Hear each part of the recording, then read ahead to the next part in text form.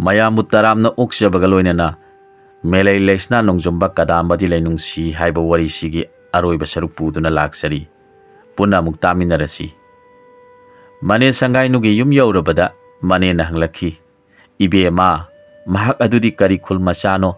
ꯃꯃꯤꯡꯅ ꯀꯔꯤ ꯀꯧꯕꯅꯣ?" ꯃꯦꯂꯩꯅꯨꯅ ꯈꯨꯝꯂꯛꯈꯤ, "ꯏꯅꯦ, ꯃꯍꯥꯛꯇꯤ ꯊꯨꯡꯂꯨꯕꯅ ꯃꯍꯥꯛꯀꯤ ꯃꯌꯨꯝ ꯑꯣꯏ ꯍꯥꯏ꯫ ꯑꯗꯨꯒ ꯑꯃꯨꯛꯁꯨ ꯃꯍꯥꯛꯅ ꯍꯥꯏꯔꯝꯕꯗ ꯇꯝꯗ ꯇꯥꯔꯤꯕ ꯈꯨꯜ ꯑꯁꯤꯒꯤ ꯑꯔꯣꯏꯕ ꯌꯨꯝ ꯑꯁꯤ ꯃꯥꯒꯤꯅꯤ ꯍꯥꯏꯔꯝꯃꯤ." "ꯐꯔꯦ ꯐꯔꯦ ꯏꯕꯦꯝꯃ, ꯑꯗꯨꯗꯤ ꯅꯈꯣꯏ ꯑꯅꯤ ꯈꯪꯅꯔꯛꯄꯗꯤ ꯀꯌꯥꯝ ꯀꯨꯏꯔꯕꯒꯦ ꯏꯅꯦꯗ ꯁꯦꯡꯅ ꯇꯝꯃꯨ." "ꯏꯅꯦ, ꯑꯩꯈꯣꯏ ꯑꯅꯤ ꯈꯪꯅꯔꯛꯄꯁꯤ ꯄꯥꯝꯂꯧ ꯎꯆꯦꯛ ꯉꯥꯛꯄ ꯍꯧꯔꯛꯄꯗꯒꯤꯅꯤ꯫ ꯍꯧꯖꯤꯛ ꯂꯧꯁꯤ ꯈꯥꯎꯕ ꯌꯥꯁꯤꯜꯂꯛꯂꯦ, ꯑꯗꯨ ꯑꯣꯏꯔꯕꯗꯤ ꯊꯥ 1.5 ꯁꯨꯔꯝꯂꯅꯤ." "ꯏꯅꯦ ꯚꯥꯞ ꯇꯥꯔꯦ꯫ ꯄꯨꯝꯅꯃꯛ ꯏꯅꯦꯅ ꯐꯅꯕ ꯁꯤꯜꯂꯒꯦ, ꯊꯣꯏꯅ ꯋꯥꯔꯨꯔꯅꯨ꯫ ꯆꯦꯛꯁꯤꯟꯅ ꯁꯣꯏꯗꯅꯕ ꯍꯣꯠꯅꯧ꯫ ꯅꯄꯥꯒꯤꯗꯤ ꯍꯥꯏꯈꯤꯕ ꯋꯥ ꯁꯣꯏꯕ ꯌꯥꯗꯕꯅꯤꯀꯣ."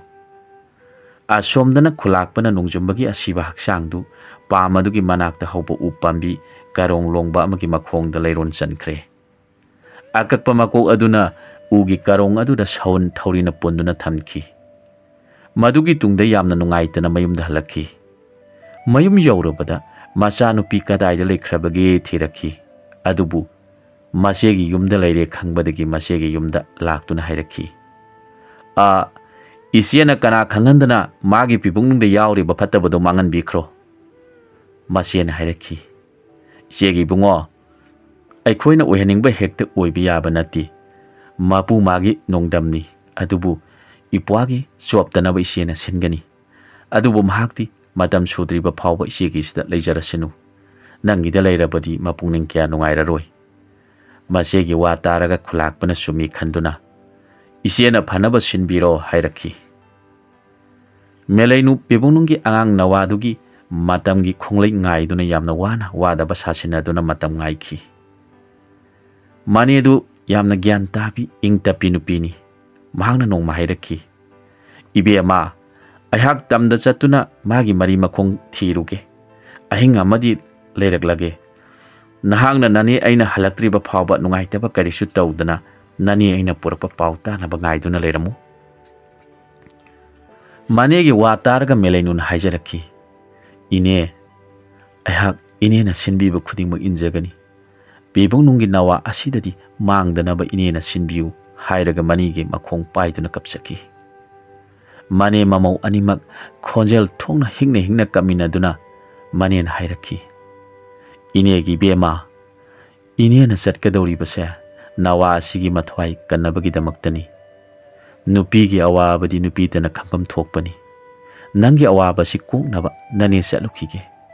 ꯋꯥꯐꯝꯁꯤ ꯍꯥꯏꯗꯨꯅ ꯃꯅꯦꯗꯨ ꯁꯝꯗ ꯄꯅꯥꯎ ꯁꯤꯡꯅꯥꯎ ꯊꯕꯤ ꯃꯥꯏꯔꯦꯟ ꯍꯥꯞꯇꯨꯅ ꯇꯝꯗ ꯆꯠꯈꯤ꯫ ꯇꯝ ꯌꯧꯔꯕꯗ ꯃꯃꯧꯅ ꯇꯥꯛꯈꯤꯕ ꯈꯨꯟꯗꯣꯟꯗ ꯌꯨꯝꯗꯣꯡꯄꯣꯛ ꯑꯣꯏꯅ ꯂꯩꯔꯤꯕ ꯌꯨꯝꯗꯨ ꯇꯥꯟꯅ ꯂꯥꯛꯈꯤ꯫ ꯌꯨꯝ ꯑꯗꯨꯗꯤ ꯑꯍꯟ ꯑꯣꯏꯔꯕ ꯑꯍꯣꯡꯕ ꯀꯧꯕ ꯅꯤꯄꯥ ꯑꯃꯒ ꯑꯍꯣꯡꯕꯤ ꯀꯧꯕꯤ ꯅꯨꯄꯤ ꯑꯃꯒ ꯃꯆꯥ ꯃꯁꯨ ꯀꯅꯥ ꯂꯩꯇꯅ ꯂꯩꯕ ꯌꯨꯝꯅꯤ꯫ ꯃꯈꯣꯏꯅ ꯅꯍꯥ ꯑꯣꯏꯅ ꯌꯨꯝ ꯄꯥꯜꯂꯛꯄꯗꯒꯤ ꯍꯧꯖꯤꯛ ꯐꯥꯎꯕ ꯄꯥꯈꯪꯕ ꯏꯕꯨꯡꯉꯣꯕꯨ ꯏꯔꯥꯠꯆꯗꯨꯅ ꯃꯆꯥꯙꯥꯔ ꯄꯤꯕꯤꯌꯨ ꯍꯥꯏꯅ ꯈꯨꯔꯨꯝꯖꯔꯤꯕ ꯏꯃꯨꯡꯅꯤ꯫ ꯏꯃꯨꯡ ꯑꯁꯤ ꯃꯅꯦ ꯁꯪꯒꯥꯏꯅꯨꯅ ꯊꯤꯔꯛꯇꯨꯅ ꯆꯪꯁꯤꯜꯂꯛꯂꯦ꯫ ꯃꯗꯨ ꯎꯕꯗ ꯑꯍꯣꯡꯕ ꯑꯍꯣꯡꯕꯤ ꯑꯅꯤꯅ ꯌꯥꯝꯅ ꯍꯔꯥꯎ ꯇꯌꯥꯝꯅ ꯇꯔꯥꯝ ꯇꯔꯥꯝ ꯀꯧꯁꯤꯜꯂꯛꯈꯤ, "ꯆꯤꯡꯒꯤ ꯏꯃꯥ ꯑꯣꯏꯕꯤꯌꯣ, ꯂꯦꯡꯁꯤꯟꯕꯤꯔꯛꯇꯨꯅ ꯃꯥꯡꯒꯣꯟꯗ ꯀꯥꯈꯠꯄꯤꯔꯛꯎ."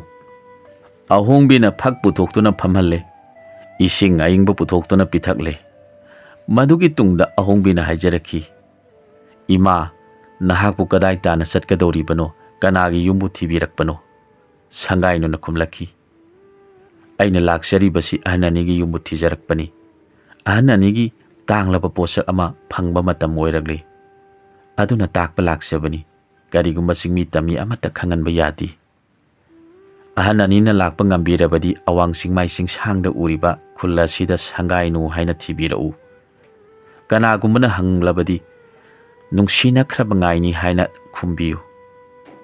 ꯑꯍꯣꯡꯕ ꯑꯃꯁꯨꯡ ꯑꯍꯣꯡꯕꯤ ꯑꯅꯤꯒꯤ ꯃꯪꯗ ꯅꯨꯡꯁꯤꯈ꯭ꯔꯕ ꯃꯁꯛ ꯃꯇꯧ ꯐꯖꯈ꯭ꯔꯕ ꯄꯥꯈꯪ ꯑꯃ ꯂꯥꯛꯇꯨꯅ, "ꯏꯃꯥ ꯄꯥꯕ, ꯅꯈꯣꯏ ꯑꯅꯤꯅ ꯑꯩꯕꯨ ꯅꯤꯡꯖꯕ ꯅꯨꯡꯁꯤꯕꯤꯕ ꯑꯗꯨꯒꯤꯗꯃꯛ ꯑꯩꯅ ꯅꯈꯣꯏ ꯑꯅꯤꯗ ꯄꯤꯒꯗꯧꯕ ꯄꯣꯠ ꯑꯗꯨ ꯑꯍꯟ ꯑꯅꯤꯒꯤ ꯃꯅꯨꯡ ꯃꯇꯝ ꯑꯣꯏꯈꯤꯗꯕꯅ ꯄꯤꯕ ꯌꯥꯗꯕꯅ ꯏꯁꯥꯃꯛ ꯑꯣꯏꯅ ꯅꯈꯣꯏ ꯑꯅꯤꯒꯤ ꯅꯐꯝꯗ ꯄꯤꯔꯝꯂꯕꯅꯤ꯫ Nakhoi anina posak adu lausillaga luna sana yokchau hairamba wafam adu ningsinglak tuna karisu haidana tumina laiki.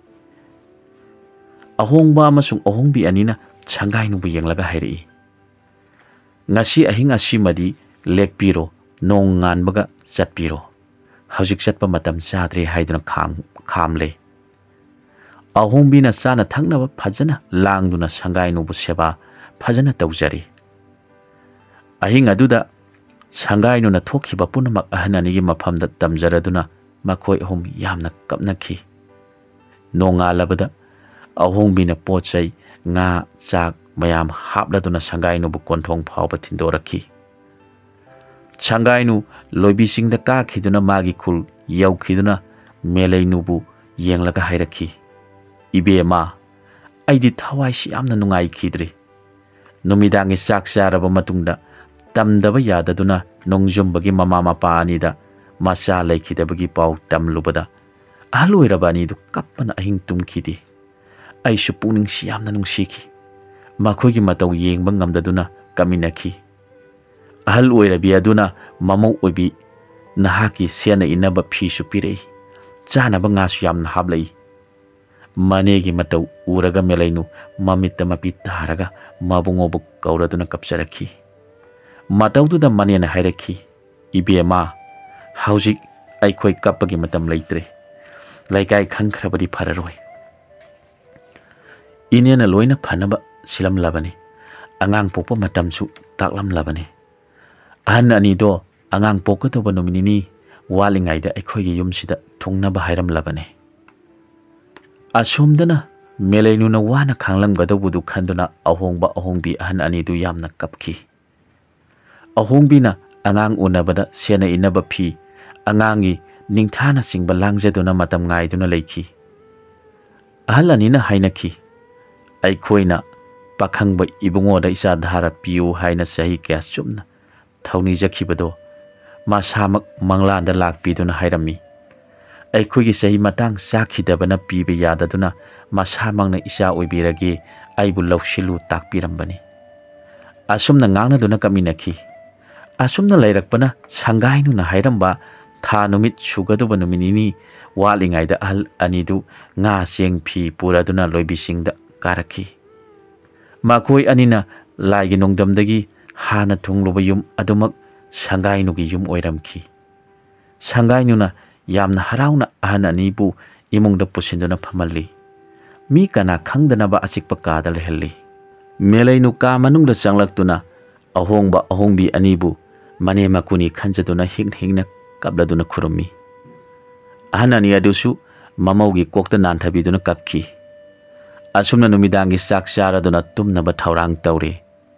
Mikap tholakpa matamda laigi nungdamna melainu masa nungaidaktri. Manena ahongbiga loinena melainugi seba tawrammi. Laibak phabadagi iwa wadana melainu masani pama phangjare. Ahal anidu yamna nungaijakhi. Sangai nuna hairi. Haujikti laigi nungdamdagi nasuni pa phajaba ama phangledo. Nongan gadabusu kuiraktri. Ahan anina angang asigi thawai kanba ngamnanaba mi kana khangdringaida puduna satpikhro. Aina khulgi panban phawo thindokjagi. Ahongbina angang adu irujathokpire sengna akangba phina taithokpiraga melainuda pirakhi. Melainuna pokpada ngairiba machabu munna yengjaraga miluda pirang sadum taraduna hingna kapladuna hairakhi. Imagi bungo nungsiba imana isabu nauyok nakondre haiduna warauganuko. Laibak thibi namadi ngasigi ahinga sina imagi taibang punsi loirabani. Nangbu pokpi nama aina naukondrabasu pagi khogon liruro pugi likun thiruro. Nama sakpi nabena nangi nama oiruro chaloko imagi bungo. Pokpada ngairiba machabu han chupjaraga thamoi kairabi mama aduna maniamda sinajarakhi. Maniamna kapna laihoruko inemgi ibema. Nanem laibak thibidi imawina taw yengba ngamdredo. Kapna samamada afaba phi tharaduna angang hapchile. Aduga masugi khoi nauksum nungsangsu phide yomduna mamabu nungsina singna yenglaga makokta nanbiduna bidai piramlaga hanuba hanubi anidu saisu paiduna thorakhi. Khulgi panthong phawba sangainuna thindorakhi. Hanuba hanubidu akiba leitana singi asongba urakta tam yaunaba lakhi. Sana sana hanubana hanubi ayamuk pubige hai. Hanubina ay asum pujage hai. Makhoi animak amana pubadu amana soigedra haina thajanadi. Asumna hanuba hanubidu singkhong yaunaba yamna wana satkhi.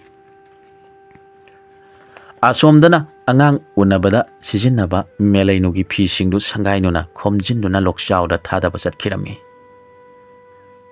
Matamasida melainu makut suri ma paiduna pamlo tamna satkirami. Manena hanjelakpada mahak leiramdrabada koithi thire. Thiba khangdrabada maupa khulakpagi yumda chelaktuna khulakpa takladuna hairakhi. Mahak angang unarabani ipwagi ningba tungnaba isiana angang adu sire hajenduna magi phattaba phisingdu ga yomlaga lokchawda thadaba satkringaida mahak leiramdre. Khulakpa masigi wadu targa mapun nungsa thina magi thangpaktu pairaga pamlo tamna lakhi. Asomdana melainu kaubi ibema mabungona sikhiba sagai makhongda mabungo bu kaujaraga hingna kapcharaduna hairakhi. Isabi bungo nanauna laibak thibi oikhibana isabi ge haina natung ilakpa ngamjaudre. Ngasidi nanau laibak chawbina isabi gi natung injaraglagi hairaga suri aduna thamoi laka phabaduda thumna thinjinki. Tanjaduda mapa khulakpa thunglari. Mangledana ipagi mom haina pakhana sensilaktuna masabu konkhatchaki. Melainuna mapabu munna yengcharaga haijarakhi. Ngasidi ipagi nafamda nasana karigumba matani jagi. Hayu imom ngasidi isana haiba pumnamak ipana yagani.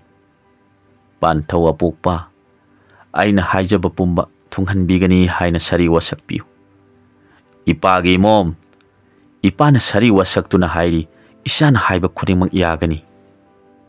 Panthau apokpa ipagi sari wasak ngangnabaginamak namomgi ngak asi kakpiduna pamuba magi kokni yaliba ugi karongda puna yanbiyo. Aduga isha sina nungsiba magi leiron chankhiba manakta leiron chanbiyo. Masina ipagi sari su kairaroi namomgi sari wasaksu thungjaragani. Asumna melainu yamna wana hairamlaga thawai thakri. Khulakpa hojikta gyan tarakhi. Khulgi miyam chu langnakhi. Mapana ningamdana masagi mangak kaktuna mabungogi kokni yaliba ududa kakhatuna masagi mangak yanaba karakpadadi nongjumbagi koktu ngasida kakpagum i thokladuna mai thongdu momon tawduna leibagum tawbaduda khulakpa ngakpana kham thengkhre. Macha nupigi koktu nongjumbagi yaliba koktu gi manakta yanaba honarubada kok anidu punna punchin minakhre. Aduga samlangsing aduna upambi aduda mara oina yetkhre. Madu urubada khulakpa ngakpana kham thengkhre. Udagi kumtharaktuna mathanta sonjarakhi. Khulakpa ahaksi onthokna wakhal laikhide ko. Singda tongbu oiduna minungsi khangdaba mi oirure. Ipagi mom ipagi thamoisi onthokna pelhaudre ko. Ipagi nongjumba nangna haikhiba yaibi thawai pibadi ngamjagani nasa ibi mamu thadokpadi ngamjaroi haikhiba waisingduna ipagi thamoisi masia tana ngasidi kahelle. Ipana na khoi anigi nafamda ngasidi bora matang piramlage. Usida haurakadoriba lairang asigi mamingdi melai leisna nongjumba kadambadi lainungsi haina taibangna khangna haurasino. Mabu pakhang lai sa singna apam nungsi thungna jage haiduna lai pabot oina lai da kacharabadi apam nungsi thungna ba oirasino. Thakara haukrabagi tungda khulakpa thamoi kaina sum lairakpana nongma lamta thana pan khalakpa numit amada laifam khangdana angau bagum macha nupina laikhidaba mafamdu tamna ngauchanaduna lakhi. Khulakpana kamna macha nupigi ngak yankhiba upamidugi manakta changduni yenglubada angakpa oikhre. Akakpa kok aniduna punsinduna lairang oina ududa ꯇꯥꯡꯗꯨꯅ ꯍꯧꯔꯝꯈꯤ꯫ ꯂꯩꯔꯥꯡ ꯆꯔꯣꯡ ꯆꯔꯣꯡ ꯀꯌꯥꯁꯨ ꯄꯣꯝꯂꯝꯈꯤ꯫ ꯃꯗꯨ ꯎꯔꯒ ꯈꯨꯂꯥꯛꯄꯗꯨ ꯃꯆꯥꯅꯨꯄꯤ ꯑꯃꯗꯤ ꯅꯣꯡꯖꯨꯝꯕꯕꯨ ꯅꯤꯡꯁꯤꯡꯗꯨꯅ ꯀꯞꯆꯈꯤ꯫ ꯑꯁꯨꯝꯅꯁꯨ ꯍꯥꯏꯔꯛꯈꯤ, ꯅꯈꯣꯏ ꯑꯅꯤꯒꯤ ꯅꯨꯡꯁꯤꯒꯤ ꯈꯨꯗꯝꯁꯤ ꯅꯨꯃꯤꯠ ꯊꯥꯅ ꯄꯥꯜꯂꯤꯕ ꯃꯈꯩ ꯂꯩꯍꯧꯔꯒꯅꯤ꯫ ꯏꯄꯥꯅ ꯏꯆꯥꯕꯨ ꯄꯣꯛꯆꯔꯨꯕꯒꯤ ꯃꯍꯩꯅ ꯅꯈꯣꯏꯅ ꯑꯣꯟꯕ ꯂꯩꯔꯥꯡꯕꯨ ꯇꯥꯏꯕꯪ ꯃꯤꯅ ꯂꯥꯏꯗ ꯑꯅꯤ ꯑꯅꯤ ꯄꯥꯕꯣꯠ ꯀꯥꯏꯗꯅ ꯀꯠꯆꯗꯨꯅ ꯑꯅꯤꯡꯕ ꯅꯤꯖꯕꯗ ꯄꯤꯕꯤꯕ ꯑꯣꯏꯔꯁꯅꯨ꯫ ꯃꯗꯨꯅ ꯏꯄꯥꯒꯤ ꯗꯣꯁ ꯄꯥꯞ ꯀꯣꯛꯆꯕ ꯑꯣꯏꯖꯔꯒꯦ꯫ ꯃꯇꯥꯡ ꯑꯁ꯭ꯋꯥꯏꯗ ꯋꯥꯔꯤꯁꯤ ꯂꯣꯏꯁꯤꯟꯖꯔꯦ꯫ ꯂꯥꯛꯂꯤꯕ ꯊꯥꯡꯖ ꯅꯨꯃꯤꯠꯇ ꯑꯅꯧꯕ ꯋꯥꯔꯤ ꯑꯃꯗ ꯃꯌꯥꯝꯒ ꯑꯃꯨꯛ ꯊꯦꯡꯅꯃꯤꯟꯅꯔꯁꯤ꯫